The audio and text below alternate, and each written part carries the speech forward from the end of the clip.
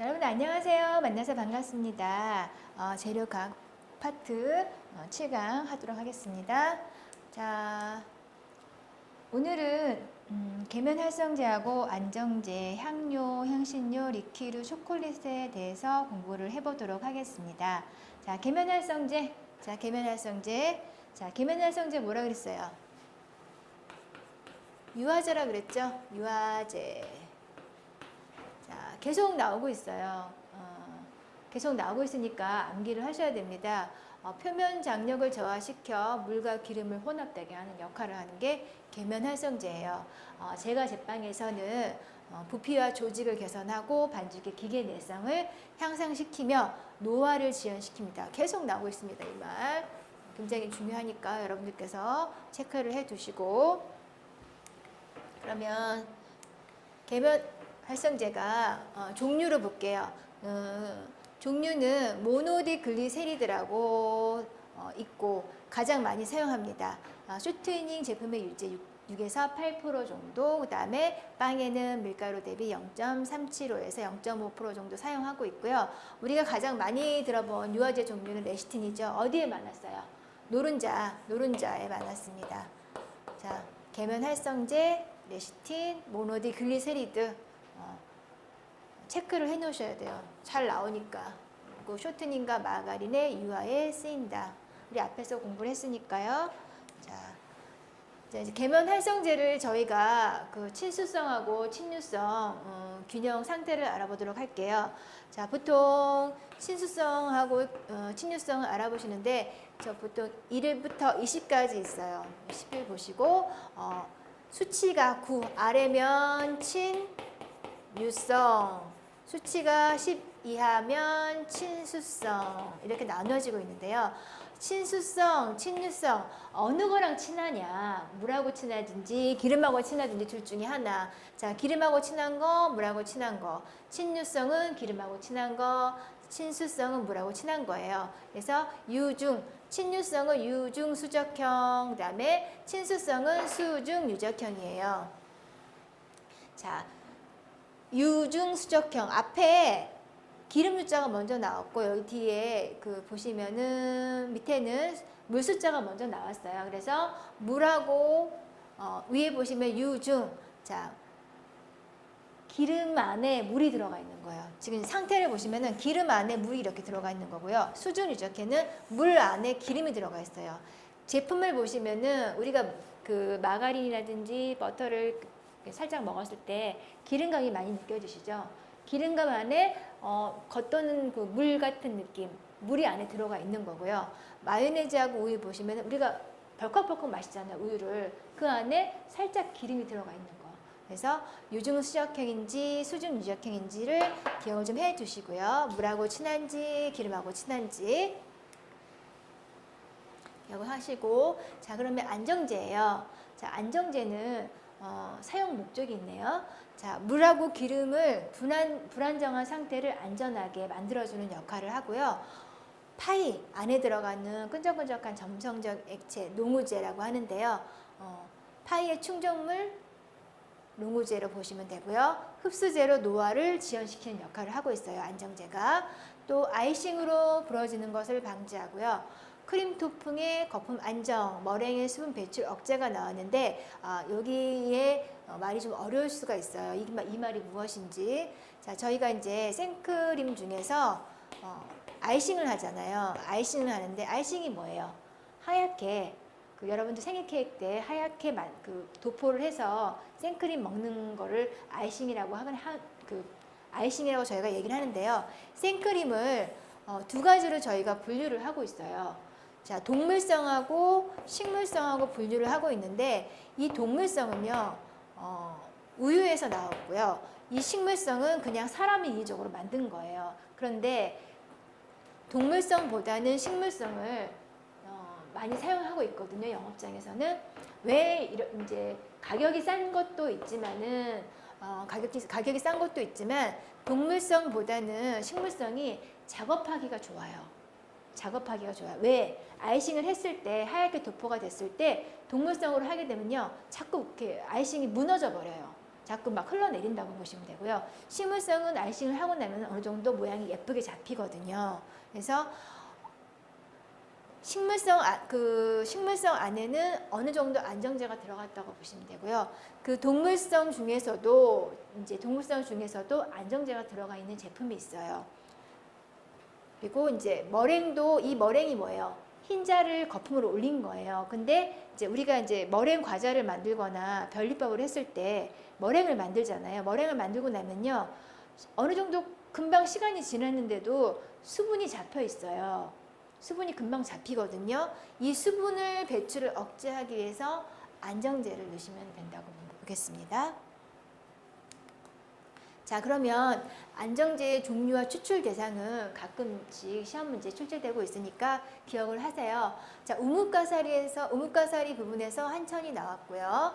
동물의 껍질이라든지 연골 속에 콜라겐이 젤라틴이 되는 거고요. 과일의 껍질, 팩틴 들어보셨죠? 우리가 잼 만들 때 없어서는 안 돼요. 어디 부분에 많이 들어있냐면요, 과일의 껍질 부분에 많이 들어있습니다. 자, CMC예요. 자, CMC, 식물의 뿌리에 있는 셀룰로즈예요. 이 제품은 찬물이라든지 뜨거운 물에 잘 녹습니다. 자, 다시마 미역에서 추출한 알긴산이 안정제로 들어가 있습니다. 자, 향료로 넘어갈게요. 후각. 자, 후각을 자극을 해서 특유의 방향감을 느끼게 합니다. 그래서 우리가 먹고 싶게끔 식욕 증진하는 첨가물이에요. 첨가물이고 제품에 독특한 개성을 하기 위해서 향료를 사용하고 있습니다. 이 향료 성분에 보시면은 천연향료, 합성향료, 조합향료 이렇게 나누는데요. 보통 천연향료를 사용하는 거는 풀이나 과실, 나무 껍질, 그 다음에 뿌리 줄기 등에서 자연에서 채취한 거를 천연향료라고 하고요. 합성향료는 천연향에 들어있는 향 물질을 유지해 합성한 거를 합성향료라고 합니다. 조합향료는 이 두 가지를 합친 거, 조합한 거를 얘기를 한 거고요. 자, 향료 가공에 따른 분리예요. 자, 향료는 저희가 이제 과자를 만들 때 보통 넣는 건데요. 예를 들어서 바닐라 향이라고 생각해 보세요. 천연에서도 추출할 수 있고요. 이거는 사람이 인적으로 분말로 만든 향이에요. 사람이 만든 거. 자, 그 향을 나기 위해서 기름으로 추출한 거, 물로 추출한 거, 그다음에 비알코올성 향료는 이제 어떻게 보시면 쉽게 얘기를 해서 반죽에다가 그 기름 성분을 집어넣은 거예요. 집어넣게 되면요, 이 오일을 사용하게 되면은 뜨거운 데에 들어가서도, 오븐에 들어가서도 향이 날아가지 않아요. 하지만 반면에 이 알코올성 향료의 에센스를 사용하게 되면요, 뜨거운 데 들어가면요, 향이 날아가서 아무 향이 안 나거든요. 그래서 뜨거운 곳에 들어갈 때는 이 에센스를 사용하지는 않아요, 사실은. 요거 향료는 뭐 음료에 사용하신다고 보시면 될 것 같고요. 유화향료, 유화제의 향료를 분산시켜 만든 거, 분말향료, 분무 건조해서 가루로 만든 거예요. 요거는 뭐 가루 식품이라든지 아이스크림 등에 사용할 수 있고요. 자, 향신료로 넘어갈게요. 향신료는 어떤 의미를 지니고 있냐면요, 풍부한 맛을 내기 위해서 소량 첨가하신다고 보시면 되는데요. 스파이스라고 저희가 표현해요. 스파이스. 자, 향신료는 소량 사용하는데 사용 목적이 식욕을 증진시킨다거나 맛과 향을 부여하고 소화기관을 자극해서 소화를 증진시키거나 또 이거를 넣음으로 해서 방부제 역할을 하고요. 또 약으로도 약간 쓰이고 있어요. 자, 향신료의 종류입니다. 이제 시험 문제에 나올 수 있는 것은 오레가노하고 그다음에 오레가노하고 넛메그 정도 나와요. 넛메그. 그리고 이제 저희가 사용하는 거 대충적으로 이렇게 제가 요약을 해봤는데요. 바닐린은요, 바닐라 향이라고 보시면 돼요. 바닐라 향. 자, 이제 그 바닐라 빈을 완숙전에 따서 짙은 갈색으로 변하면 바닐린 결정이 생깁니다. 그래서 바닐라 특유의 향이 생기는데요. 보통 어디에 많이 쓰냐? 아이스크림에 많이 사용하고 있고요. 초콜릿이라든지 과자에 많이 저희가 사용하고 있어요. 자, 문제에서는 자, 잎을 건조시킨 향신료예요. 오레가노가. 자, 피자에 빼놓을 수 없는 향신료인데요. 우리가 피자를 먹으면은 그 독특한 향이 있어요. 그 향이 오레가노 향이에요. 자, 잘 안 외워주시면 왜 이렇게 향이 오레가노 이렇게 외우시면 될 것 같고요. 자, 넛메그 메이스와 같은 나무에서 생산되는 것으로 단맛의 향기가 있는 향신료 저희가 사용하는 거예요. 실기 시간에. 자, 빵 도넛 튀김 종류인데요. 기름 냄새를 잡아주기 위해서 이 넛메그를 넣고 있습니다. 계피, 다른 말로 시나몬 이렇게 얘기를 해요. 시나몬, 케이크라든지 쿠키, 초콜릿, 크림 과자에 이용되고 있고요. 나머지 뭐 정량이라든지 올스파이스, 카다몬, 바카, 생강, 캐러웨이, 후추가 향신료의 종류입니다. 자, 리큐르가 뭔가요? 증류수에 과일, 약초, 향초 등을 배합하고 설탕이라든지 감미료, 그 다음에 착색료를 더해서 만든 혼성주예요. 혼성주. 자, 리큐르의 종류는 자, 이제 저희가 이제 제과나 제빵을 하시고 나면은요, 특히 제과를 하시고 나면요, 어떠한 리큐르, 어떤 술이 들어가냐에 따라서 그 제품의 맛이 달라지고 있어요. 그리고 제품의 풍미도 좋아지고 훨씬 더 좋은 가격으로 여러분들께서 파실 수가 있으세요. 자, 리큐르의 종류를 보시면요, 오렌지가 들어간 거를, 오렌지 향이 들어간 거를 오렌지 리큐르라고 하고요. 체리향, 체리 리큐르, 깔루아는 커피, 데킬라, 설탕으로 만든 술이라고 보시면 되는데요. 보통 저희가 이제 좋아하는 티라미수 있죠. 티라미수를 만들 때 들어가는 커피 술입니다. 깔루아. 자, 시험 문제는 뭐 오렌지 리큐르 출제가 되고 있어요. 오렌지를 이용해서 만든 술. 자, 제품으로는 큐라소, 트리플색, 그랑마니에르, 꾸잉뚜로 이렇게 들어가 있습니다. 자, 체리술은 키르슈, 대표적인 거 키르슈예요. 마라스키노 이렇게 있고요. 종류도 가끔씩 출제가 되니까 여러분들 기억을 해두세요. 자, 술의 종류예요. 술의 종류는 양조주, 증류수, 혼성주 이렇게 나뉘는데요. 양조주는 과실이라든지 곡류를 알코올로 발효시켜 만든 술. 자, 저희가 일반적으로 먹고 있는 술, 청주, 맥주, 포도주, 막걸리, 양조주예요. 자, 증류수는 자, 앞에 있는 그 청주라든지 맥주, 포도주, 막걸리를 가지고 증류를 해요. 자, 먹어보면요, 굉장히 알코올 도수가 높아요. 위스키, 브랜디, 진, 보드카 여기에 증류수에 속해져 있고요. 자, 혼성주는 양조주에 자,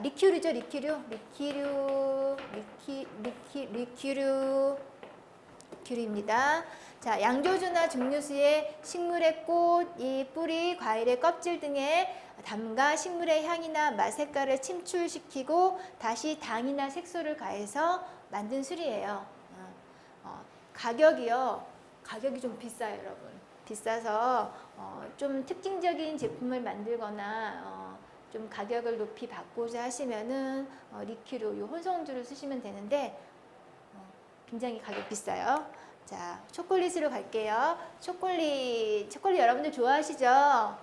사실 저희가 시험 볼 때는 이 초콜릿에 대해 초콜릿은 만들진 않지만 저희가 알고 넘어가야 되는 거기 때문에 자, 초콜릿의 이제 원료를 볼게요. 카카오 메스, 카카오 분말, 설탕, 카카오 버터, 우유, 레시틴, 기타 유화제 등등등 여러 가지가 사용되고 있어요. 초콜릿을 만들 때. 자, 구성 성분이에요. 이제 문제가 나올 때는요, 이 부분에서 나올 수 있어요. 초콜릿을 만들 때 코코아 성분이 62.5, 자, 8분의 5, 코코아 버터가 37.5, 8분의 3. 이게 무슨 말이냐? 자, 이렇게 원형을 제가 그렸어요. 자, 피자 모양이네요. 자, 피자 잘랐을 때 8분의 5가 이 정도가 자, 하나, 둘, 셋, 넷, 다섯. 이게 코코아가 이만큼 들어가 있다는 거예요. 초콜릿 성분 안에. 나머지는 코코아 버터. 하나, 둘, 세 개가 코코아 버터가 들어가 있다는 거예요. 자, 초콜릿의 적정 봉헌 온도와 습도예요. 보통 초콜릿은 17에서 18도에서 온도 정도로 보관하시고 습도는 한 50% 정도. 자, 초콜릿 종류입니다. 카카오 메스를 비터 초콜릿이라고 해요. 요거는 카카오 빈에서 외피하고 배알을 제거하고 잘게 부순 것입니다. 다른 성분은 없고 카카오 빈 특유의 쓴맛만 그대로 살아 있고요. 이 카카오 버터, 카카오 메스에서 압착해서 기름을 짜내면 상온에서 고형의 외형을 지니고 있어요.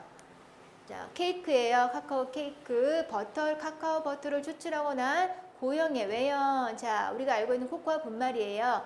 자, 이 카카오 케이크를 가루로 만들면 카카오 분말이 됩니다. 자, 다크 초콜릿, 순수한 쓴맛이 카카오 메스에 여기에 설탕과 카카오 버터, 레시틴, 바닐라 향이 섞어서 만든 초콜릿이에요. 좀 더 쓴맛. 자, 밀크 초콜릿, 다크 초콜릿에다가 뭐를 첨가한 거? 분유를 넣은 거. 자, 화이트 초콜릿이에요. 화이트 초콜릿은 카카오 고형분과 다갈색의 카카오 고형분을 빼고 아무것도 안 들어가 있어요. 자, 카카오 버터에 설탕, 분유, 레시틴, 바닐라 향. 그래서 색깔이 어때요? 하얀색이에요. 하얀 초콜릿이에요. 그래서 화이트 초콜릿은 저희가 이제 봤을 때는 진정한 초콜릿은 아니에요. 자, 그리고 이제 컬러 초콜릿이에요. 화이트 초콜릿에 색깔을 집어넣은 거예요. 색깔을 집어넣어서 낸 초콜릿. 자, 이제 문제에서 이제 여러분들께서 제과나 제빵을 하시고 나면은 템퍼링에 대해서 아셔야 되는데요. 이 카카오 버터가 안정된 상태로 만들어 초콜릿 전체가 안정되게 굳을 수 있게 만들어주는 거를 온도 조절하는 거를 저희가 템퍼링이라고 합니다. 템퍼링. 자, 그래서 뭐 다크 초콜릿, 그다음에 밀크 초콜릿, 뭐 화이트 초콜릿 템퍼링하는 온도가 다 달라요. 달라서 사전에서 오는 온도 조절이고요. 자, 블룸입니다. 블룸은 영어로 꽃이 피다라는 의미를 가지고 있는데요. 지방 블룸과 설탕 블룸이 있어요. 있는데 이것도 요게 아마 시험 문제 출제가 되고 있습니다. 그래서 기억을 좀 하셔야 되는데 기름에 꽃이 피다? 기름에 꽃이 피다. 읽어보니까 온도가 높은 곳에 보관하거나 직사광선에 노출이 되어서 지방이 분리되었다가 다시 굳으면서 얼룩이 생기는 거예요. 여러분들 이거 많이 보셨죠? 얼룩 생기는 거. 여름철에 여러분들 굉장히 더워서 초콜릿이 다 녹아가서 냉장고에 다시 집어넣으면 어때요? 얼룩 생기잖아요. 그게 지방 블룸이에요. 자, 설탕 블룸은 습도가 높은 곳에서 보관할 때 초콜릿에 들어있던 설탕이 수분을 흡수해서 녹았다가 다시 재결정이 되는 거예요. 그래서 표면이 희게 변하는 현상인데요. 지방 블룸하고 이 설탕 블룸 조금 기억을 해 두셔야 될 것 같아요. 왜? 지방 블룸은 온도가 높은 곳에 보관하고 있거나 아니면 지방이 분리되었다가 다시 굳으면서 얼룩이 생긴 거라요. 반대의 설탕은 습도가 높은 곳에서 있다가 수분을 흡수해서 녹였다가 재결정이 된 상태, 희게 변하는 성질이 설탕 블룸이라고 보시면 될 것 같습니다. 자, 오늘은요, 계면 활성제하고 안정제하고 향료, 향신료, 리큐르, 초콜릿에 대해서 알아봤습니다. 자, 이제 단답식으로 문제를 풀어보도록 하겠습니다. 젤라틴은 동물의 껍질과 연골 속에 들어있는 콜라겐을 정제한 것입니다. 자, 검류는 식물성 수집으로부터 얻을 수 있고요. 탄수화물과 단백질로 구성이 되어 있는 게 검류예요. 그다음에 코코아는 카카오박을 고운 분말로 맛에한 거. 자, 설탕 블룸은 습도가 높은 장소에 오랫동안 방치하거나 급작스런 온도 변화가 있는 경우 슈가 블룸 기억을 해주시고요. 자, 표면에 물방울이 떨어져서 초콜릿 중에 설탕을 용해한 후 수분이 증가하면서 설탕 표면에 재결정이 되었는 반점 슈가 블룸. 자, 오레가노. 왜 이렇게 오레가노? 피자에 있는 향, 피자의 독특한 맛입니다. 자, 오렌지술 기억나시죠? 오렌지술 큐라스토 트리플세 꾸앵트로. 자, 가공하지 않은 초콜릿, 비타 초콜릿에 문제 풀어보겠습니다. 40%에 포함되어 있는 가장 적합한 코코아 양을 물어봤습니다. 자, 비타 초콜릿의 구성 성분 중에 코코아 함량이 어때요? 아까 8분의 5 정도 됐죠? 그래서 앞에 있는 요 40 곱하기 8분의 5를 하게 되면요, 25%가 나와요. 이것도 가끔 나오는 문제이기 때문에 어느 정도 기억을 하셔야 되고요. 이 수용성 향료는 지용성 향료보다 고농도의 제품을 만들기 어렵습니다. 이게 무슨 말이냐면 아까 제가 말씀드렸죠. 이 에센스는 그냥 뜨거운 데 들어가면 날아가 버려요. 그렇기 때문에 향을 어느 정도 이렇게 보관할 수가 없거든요. 그래서 지용성 향료는 뜨거운 데 들어가도 향이 날아가지 않습니다. 그래서 그런 뜻이에요. 고농도의 제품을 만들기 어렵다. 네, 여러분들 오늘 7강 계면활성제하고 안정제, 향료, 향신료, 리퀴류, 초콜릿에 대해서 알아봤습니다. 수고하셨습니다.